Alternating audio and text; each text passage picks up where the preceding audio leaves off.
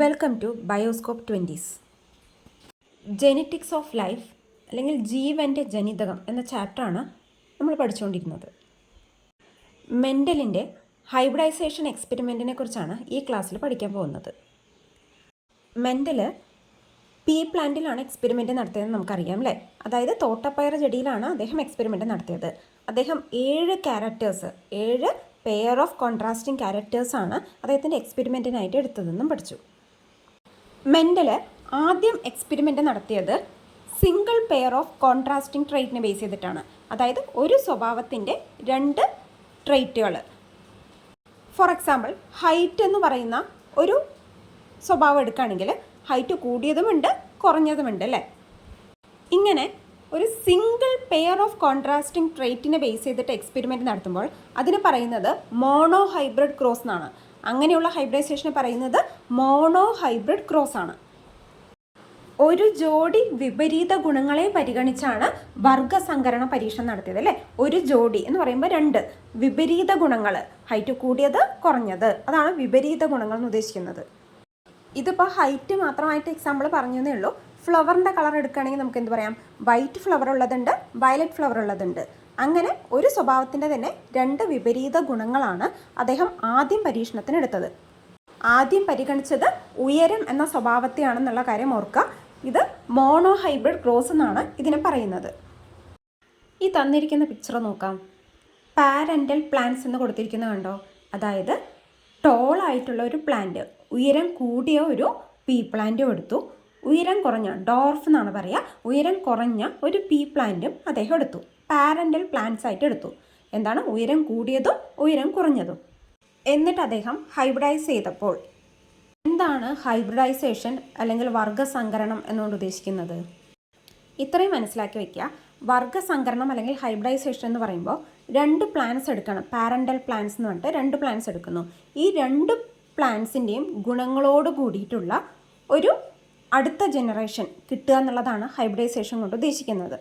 ഇവിടെ നോക്കുക, ഇവിടെ നമ്മൾ ടോൾ ആയിട്ടുള്ള പ്ലാന്റ്, ഹൈറ്റ് കൂടിയൊരു പ്ലാന്റ് എടുത്തു, ഹൈറ്റ് കുറവുള്ള പീ പ്ലാന്റ് എടുത്തു.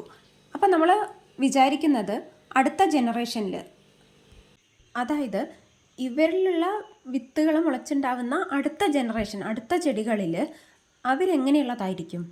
നമ്മൾ എക്സ്പെക്റ്റ് ചെയ്യുന്നത് എന്താ, ടോളായിട്ടുള്ള ഒരു പ്ലാന്റ് ഉണ്ട്, ഡോർഫ് ഉണ്ട്. അപ്പോൾ അടുത്ത ജനറേഷന് കിട്ടും ചിലപ്പോൾ ഒരു മീഡിയം സൈസ്ഡ് പ്ലാന്റ് ആയിരിക്കും എന്നാണ് നമ്മൾ എക്സ്പെക്റ്റ് ചെയ്യുക അല്ലേ. പക്ഷേ ഇവിടെ നോക്കൂ, ഫസ്റ്റ് ജനറേഷൻ, അതായത് ഈ പ്ലാന്റുകളിൽ നിന്ന് കിട്ടിയ ആദ്യത്തെ ചെടികൾ എങ്ങനെയുള്ളതാണ്? ടോളാണ്. എല്ലാ ചെടികളും എങ്ങനെയുള്ളതാണ്? ഉയരം കൂടിയ ചെടികളാണ്. എല്ലാ ചെടികളും ടോളായപ്പോൾ, അതായത് ഉയരം കൂടിയ ചെടികളായപ്പോൾ മെൻഡൽ ആലോചിച്ചു, എന്തുകൊണ്ട് ഡോർഫായിട്ടുള്ള അല്ലെങ്കിൽ ഉയരം കുറഞ്ഞ ഒരു പ്ലാന്റ് ഉണ്ടായില്ല, അല്ലെങ്കിൽ ഒരു മീഡിയം സൈസ്ഡ് പ്ലാന്റ് എന്തുകൊണ്ട് ഉണ്ടായില്ല എന്ന് അദ്ദേഹം ആലോചിച്ചു. നോക്കാം. ഇങ്ങനെയുള്ള ഗുണങ്ങളെ നിയന്ത്രിക്കുന്ന ഘടകങ്ങൾ, ഫാക്ടേഴ്സ് വിത്തിനുള്ളിൽ ഉണ്ടാകാം എന്ന് അദ്ദേഹം ഊഹിച്ചു. അതായത് വിത്തിനുള്ളിൽ എന്തെല്ലാമോ ഘടകങ്ങളുണ്ട്, അവയാണ് ഈ പ്ലാന്റിൻ്റെ ഹൈറ്റിനെ നിയന്ത്രിക്കുന്നതെന്ന് അദ്ദേഹം മനസ്സിലാക്കി. അദ്ദേഹം ആലോചിച്ചു, ഉയരക്കുറവ് അല്ലെങ്കിൽ ഡോർഫ് എന്ന് പറയുന്ന സ്വഭാവത്തിന് കാരണമായിട്ടുള്ള ഘടകത്തിന് എന്തായിരിക്കും സംഭവിച്ചിട്ടുണ്ടാവുക എന്ന് അദ്ദേഹം കണ്ടുപിടിക്കാൻ ശ്രമിച്ചു. അങ്ങനെ അദ്ദേഹം എന്ത് ചെയ്തു, ഉയരക്കുറവ് എന്ന് പറയുന്ന സ്വഭാവം കണ്ടെത്താനായിട്ട് 1ാം തലമുറയിൽ അല്ലെങ്കിൽ ഫസ്റ്റ് ജനറേഷൻ, അതിന് പറയുന്നത് F1 എന്നാണ്. അതിൽ കിട്ടിയ ഉയരം കൂടിയ ചെടികൾ മാത്രമല്ലേ കിട്ടിയിട്ടുള്ളൂ. ഈ ഉയരം കൂടിയ ചെടികൾ തമ്മിൽ സ്വപരാഗണം നടത്തി, അതായത് സെൽഫ് പോളിനേഷൻ. എന്താണ് സെൽഫ് പോളിനേഷൻ എന്നറിയില്ലേ? ഒരു ചെടിയിലുള്ള ആന്തറിലെ പോളൻ ഗ്രെയിൻസ് എടുക്കുക, അതായത് പരാഗരേണുക്കൾ എടുത്തിട്ട് അതേ പ്ലാന്റിൽ തന്നെയുള്ള സെയിം ഫ്ലവറിലോ അല്ലെങ്കിൽ ഡിഫറെൻറ്റ് ഫ്ലവറിൻ്റെയോ സ്റ്റിഗ്മയിലോ കൊണ്ട് ഇടുക പോളൻ ഗ്രെയിൻസിനെ. ഇതാണ് സെൽഫ് പോളിനേഷൻ. പരാഗരേണുക്കളെ പരാഗണ സ്ഥലത്ത് നിക്ഷേപിക്കുക. അത് സെയിം ഫ്ലവർ ആവാം, അല്ലെങ്കിൽ ആ ചെടിയിലെ ഏതെങ്കിലും ഒരു ഫ്ലവറിൽ ഇടാം. അങ്ങനെ അദ്ദേഹം സെക്കൻഡ് ജനറേഷൻ ഓഫ് പ്ലാന്റ്സ് ഉണ്ടാക്കി. അതായത് ആ ചെടികളുടെ വിത്തിൽ നിന്ന് അടുത്ത ജനറേഷൻ ഉണ്ടാവുമല്ലോ, അങ്ങനെ സെക്കൻഡ് ജനറേഷൻ F2 ജനറേഷൻ ഉണ്ടാക്കി. അങ്ങനെ F2 ജനറേഷനിൽ അല്ലെങ്കിൽ സെക്കൻഡ് ജനറേഷനിൽ ഒരു കൂട്ടം പ്ലാന്റ്സ് ഉണ്ടായി. എത്ര പ്ലാന്റ്സ് ഉണ്ടായത്? 1064ഓളം പ്ലാന്റ്സ് അദ്ദേഹം ഉണ്ടാക്കി. ആ പ്ലാന്റ്സിൽ 787ഓളം പ്ലാന്റ്സ് ടോളായിരുന്നു, ഉയരം കൂടിയതായിരുന്നു. ബാക്കി 277 പ്ലാന്റ്സ് ഉയരം കുറഞ്ഞതുമായിരുന്നു, ഡോർഫായിരുന്നു. ഇതിൽ നിന്ന് രണ്ട് കാര്യമാണ് നമുക്ക് മനസ്സിലാവുന്നത്. ഇവിടെയും ഏറ്റവും കൂടുതൽ ഉണ്ടായിരിക്കുന്ന ഏതാണ്? ടോൾ പ്ലാന്റ് ആണ് അല്ലേ, ഉയരം കൂടിയ പ്ലാന്റ് തന്നെയാണ് ഉണ്ടാക്കിയിരിക്കുന്നത്. ഇവിടെ സെൽഫ് പോളിനേഷൻ അല്ലെങ്കിൽ സ്വപരാഗണം നടത്തിയപ്പോൾ എന്ത് കൂടെ കിട്ടി? ഉയരം കുറഞ്ഞ പ്ലാന്റുകൾ ഏത് ജനറേഷനിലാണ് കിട്ടിയത്? രണ്ടാമത്തെ തലമുറയിലാണ് കിട്ടിയത്. ഒന്നാമത്തെ തലമുറയിൽ ഉയരം കുറഞ്ഞ പ്ലാന്റ് ഉണ്ടായിരുന്നോ? ഇല്ല. രണ്ടാമത്തെ തലമുറ എത്തിയപ്പോഴാണ് ഉയരം കുറവ് എന്ന സ്വഭാവം കാണിക്കാൻ തുടങ്ങിയത്. മനസ്സിലാവുന്നുണ്ടല്ലോ? അപ്പോൾ ഈ കിട്ടിയ പ്ലാന്റ്സിന് അദ്ദേഹം ഒരു അനുപാതം ഉണ്ടാക്കിയപ്പോൾ 787 എന്ന് പറയുന്ന ഉയരം കൂടിയതും 277 എന്ന് പറയുന്ന ഉയരം കുറഞ്ഞ പ്ലാന്റ്സിൻ്റെയും റേഷ്യോ നോക്കിയപ്പോൾ ഏകദേശം എത്ര വരുന്നുണ്ട്? 3:1 എന്ന റേഷ്യോയിലാണ് വരുന്നത്. വളരെ വളരെ ഇമ്പോർട്ടൻ്റ് ആണ്. ഈ ഗുണങ്ങൾ തമ്മിലുള്ള അനുപാതം അല്ലെങ്കിൽ മോണോ ഹൈബ്രിഡ് ക്രോസിൻ്റെ റേഷ്യോ അല്ലെങ്കിൽ അനുപാതം ചോദിച്ചു കഴിഞ്ഞാൽ അത് 3:1. ഇത്രയും ഒന്നുകൂടെ മനസ്സിലാക്കുക. അദ്ദേഹം ഒരു സ്വഭാവത്തിൻ്റെ 2 കോൺട്രാസ്റ്റിംഗ് ട്രേറ്റുകളാണ് എടുത്തത്, 2 വിപരീത ഗുണങ്ങളെടുത്ത് അദ്ദേഹം മോണോ ഹൈബ്രിഡ് ക്രോസ് ആണ് ചെയ്തത്. ഒരു സ്വഭാവം എടുത്തുകൊണ്ടാണ് അതിനെ മോണോ ഹൈബ്രിഡ് ക്രോസ് എന്ന് പറയുന്നത്. ഇങ്ങനെ എടുത്ത പ്ലാന്റ്സിൽ ഒരെണ്ണം പാരൻ്റൽ പ്ലാന്റ് എന്ന് പറയുന്നത് എന്താണ്? ഒന്ന് ടോളാണ്, ഉയരം കൂടിയതും, ഒന്ന് ഡോർഫും ആയിരുന്നു. അതിനെ ഹൈബ്രിഡൈസേഷൻ ചെയ്തപ്പോൾ ആദ്യത്തെ ജനറേഷനിൽ, ഒന്നാമത്തെ തലമുറയിൽ F1 ജനറേഷനിൽ ടോൾ പ്ലാന്റ് മാത്രമാണ് കിട്ടിയത്, ഉയരം കൂടിയ പ്ലാന്റുകൾ മാത്രമാണ് കിട്ടിയത്. ഉയരക്കുറവ് അല്ലെങ്കിൽ ഡോർഫ് എന്ന് പറയുന്ന സ്വഭാവം എന്തുകൊണ്ടുണ്ടായില്ല എന്ന് മനസ്സിലാക്കാനാണ് അദ്ദേഹം ഫസ്റ്റ് ജനറേഷനിലെ അല്ലെങ്കിൽ ഒന്നാമത്തെ ജനറേഷനിലെ ടോൾ പ്ലാന്റുകൾ കിട്ടിയില്ലേ, ഇവരിൽ സെൽഫ് പോളിനേഷൻ അല്ലെങ്കിൽ സ്വപരാഗണം നടത്തിയത്. ഇങ്ങനെ സെൽഫ് പോളിനേഷൻ ചെയ്തതിന് ശേഷം കിട്ടുന്ന വിത്തുകൾ മുളച്ചുണ്ടാവുന്ന ചെടികളിൽ രണ്ടാമത്തെ ജനറേഷൻ ഉണ്ടായല്ലോ. അപ്പോൾ ആ സെക്കൻഡ് ജനറേഷനിൽ കിട്ടിയുന്നത് ടോൾ പ്ലാന്റും കിട്ടി, ഡോർഫ് പ്ലാന്റും കിട്ടി. ഉയരം കൂടിയതും കിട്ടി, ഉയരം കുറഞ്ഞതും കിട്ടി. ഏത് റേഷ്യോയിലാണ് അത് കിട്ടിയത്? 3:1 അല്ലെങ്കിൽ 3:1 എന്നുള്ള റേഷ്യോയിലാണ് കിട്ടിയത്. മോണോ ഹൈബ്രിഡ് ക്രോസിൻ്റെ റേഷ്യോ എന്ന് പറയുന്നത് അപ്പോൾ എത്രയാണ്? 3:1. മെൻ്റലിൻ്റെ ഫൈൻഡിങ്സ് ആണ് ഇനി പറയുന്നത്. ക്യാരക്ടേഴ്സ് പാരൻറ്റിൽ നിന്ന് അതിൻ്റെ ഓഫ് സ്പ്രിങ്ങിലേക്ക്, അതായത് അതിൻ്റെ അടുത്ത ജനറേഷൻ കുട്ടികൾ എന്ന് ഉദ്ദേശിക്കാം, അവയിലോട്ട് ട്രാൻസ്മിറ്റ് ചെയ്യപ്പെടുന്നുണ്ട് അല്ലെങ്കിൽ പാസ് ചെയ്യപ്പെടുന്നുണ്ട്. അതുകൊണ്ടാണല്ലോ പാരൻസുമായിട്ട് കുട്ടികൾക്കൊരു സിമിലാരിറ്റി ഉണ്ടാവുന്നത്. കുറച്ച് ഫീച്ചേഴ്സ് പാരൻറ്റിൻ്റെ കുട്ടികൾക്ക് കിട്ടുന്നത് എന്തുകൊണ്ടാണ്? ചില ഫാക്ടേഴ്സ് പാരൻറ്റിൽ നിന്ന് കുട്ടികളിലോട്ട് ട്രാൻസ്മിറ്റ് ചെയ്യുന്നുണ്ട്. അദ്ദേഹം പീ പ്ലാന്റിലാണ് ഇത് കണ്ടുപിടിച്ചതെന്ന് ഓർക്കണം. അദ്ദേഹം ചില ഫാക്ടേഴ്സാണ് പാരൻറ്റിൽ നിന്ന് ഓഫ്സ്പ്രിങ്ങിലോട്ട് പാസ് ചെയ്യുന്നതെന്നാണല്ലോ പറഞ്ഞത്. ഈ ഫാക്ടേഴ്സ് എന്ന് പറയുന്നത് ജീൻസ് ആണ്. പക്ഷെ അന്ന് ജീൻസ് എന്താണെന്ന് അറിയില്ലായിരുന്നു. മെൻ്റലിന് ശേഷമുള്ള പീരീഡിലാണ് ജീൻസ് കണ്ടെത്തിയത്. അദ്ദേഹം ചില ഫാക്ടേഴ്സ് ഇങ്ങനെ പാസ് ചെയ്യുന്നു പാരൻറ്റിൽ നിന്ന് ഓഫ്സ്പ്രിങ്ങിലോട്ട് എന്ന് മാത്രമാണ് പറഞ്ഞത്. അത് ഏതിലൂടെയാണ് പാസ് ചെയ്യുന്നത്? ത്രൂ ഗമീറ്റ്സിലൂടെയാണ്.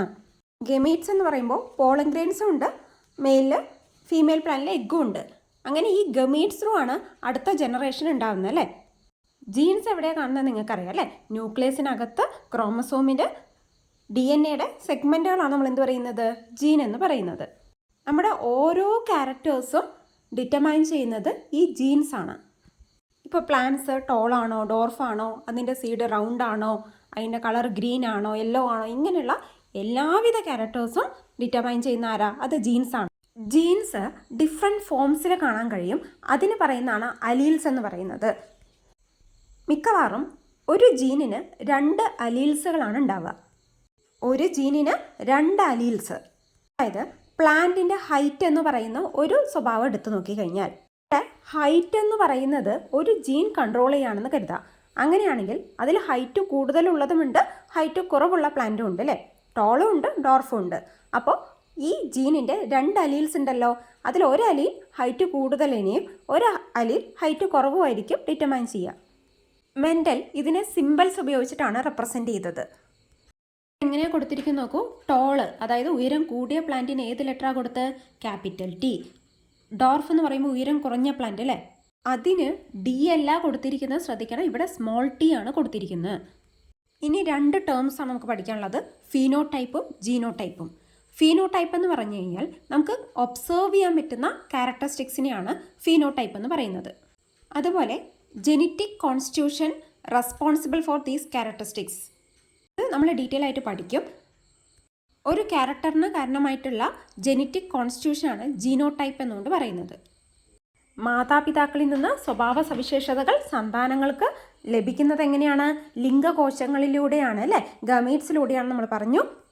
അദ്ദേഹം ഘടകങ്ങൾ എന്ന് പറഞ്ഞത് ജീനുകളെയാണെന്ന് പിന്നീട് കണ്ടെത്തുക ചെയ്തത്. ഒരു സ്വഭാവത്തെ നിർണ്ണയിക്കുന്ന ജീനുകളാണെന്നും ആ ജീന് 2 വ്യത്യസ്ത തരങ്ങൾ ഉണ്ടാകുമെന്നും കണ്ടെത്തി. ആ ജീനിൻ്റെ വ്യത്യസ്ത തരങ്ങളെ അലീലുകൾ എന്ന് പറഞ്ഞു. എന്താണ്? ഒരു സ്വഭാവത്തെ നിർണ്ണയിക്കുന്ന ജീനുകളാണ്. ജീന് വ്യത്യസ്ത തരങ്ങൾ ഉണ്ടാകും, അതിന് അലീലുകൾ എന്ന് പറഞ്ഞു. സാധാരണയായി 2 അലീലുകളാണ് കാണാൻ കഴിയുന്നത്. ഉയരം എന്ന സ്വഭാവത്തെ നിർണ്ണയിക്കുന്ന 2 അലീലുകൾ ഏതൊക്കെയാണ്? ക്യാപിറ്റൽ ടിയും സ്മോൾ ടിയുമാണ്.